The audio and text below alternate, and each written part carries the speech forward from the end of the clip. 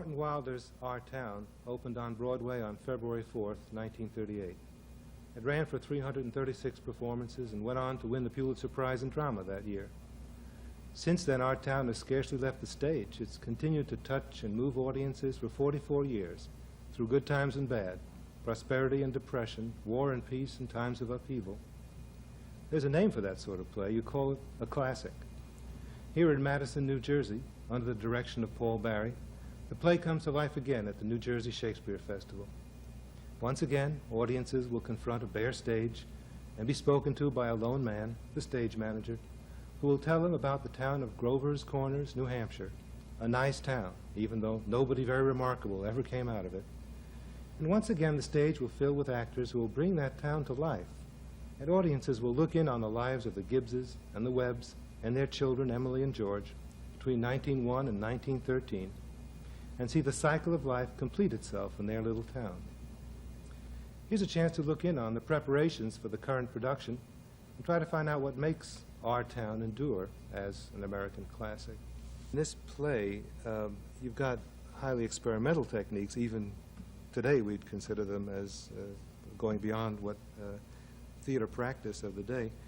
Among them is the fact that you have a stage manager who keeps breaking the illusion by breaking into the action and reminding us over and over again that this is a play. Mm-hmm. In that context, how do you keep the audience believing in the characters? Well, the audience does not need kitchen sink reality. They do in the movies, but here what they're concerned with is the believability of the emotional response of the actor to what is supposed to be happening in the text. And that's not new at all. Shakespeare was doing that 500 years ago. The difference in acting styles between a Shakespearean play and Our Town. Could you comment on that? Well, we begin every play not with a sense of style, but with a sense of reality of behavior. I mean, the human condition hasn't changed a jot in 100,000 years. We still respond the same way to pain, to fear, to lust, to hunger, to anxiety, to fatigue. And what we try to identify is the proper emotional response at the time, the moment in the text. So in that way, the actor begins every text exactly as he began every other text. Now, the play then carries us into a different form and then a style, I suppose. But you're going after the reality of the emotions. Always go after. Even in Comedy of Errors, we go after the reality of the emotions.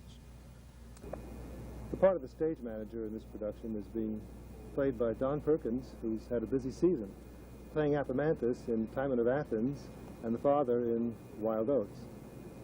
Don, it's an awfully long part. Is it a fun part to play? Well, it's just about the most lovely role that was ever written in this era.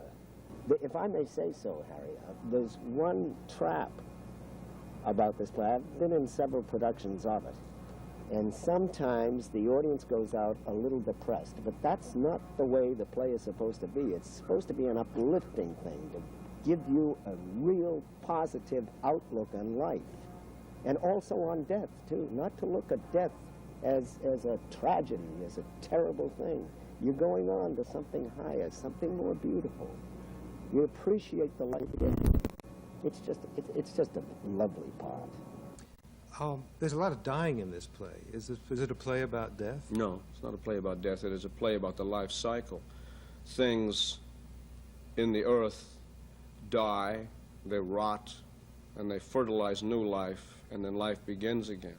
The cycle of the seasons is seen in the lives of these people. These people are in touch with the planet. They're in touch with nature.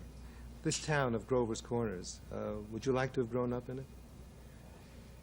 Yeah, I think I would have. I think I did grow up in a kind of Grover's Corners, but unfortunately I was taken out of it when I was 10 years old and spent the rest of my life in cities. But it still has power for you as an ideal, or? It's a happy memory. Yeah. It's a nostalgic memory, and I miss it. I miss what is important, and you hear that? That's a jet airplane going overhead. That's the absence of that jet airplane is what I miss, the intrusion of the sound. I like to hear the birds and watch the squirrels, and that civilized imposition has muddied up the world for me, and I think the value of our town is to say, let us forget all of those things and go back to this single point in time where these things were possible. Hello, Emily. Oh, hello. You made a fine speech in class. Well, I was really ready to make a speech about the Monroe Doctrine, but at the last minute, Miss Cochran made me talk about the Louisiana Purchase instead. I worked an awful long time on both of them. Gee, it's funny, Emily. From my window up there, I can just see your head nights when you're doing your homework over in your room. Why, can you? You certainly do stick to it, Emily. I don't see how you can sit still that long. I guess you must like school. Well, I always feel it's something you have to go through. Yeah. I don't mind it, really. It passes the time. Yeah. Emily, what do you think? We might work out a kind of telegraph from your window to mine, and once in a while you could give me a kind of hint or two about one of those algebra problems. Oh, I don't mean the answers, Emily, of course not. Just some little hint. Oh. Well, I think hints are allowed. So, if you get stuck, George, you whistle to me, and I'll give you some hints. Emily, you're just naturally bright, I guess. Well, I figure it's just the way a person's born. Yeah. But you see, I want to be a father. And my Uncle Luke says whenever I'm ready, I can come over and work on it. If I'm any good, I can just gradually have it. You mean the house and everything? Yeah. Well, I better be getting out to the baseball field. Thanks for the talk, Emily.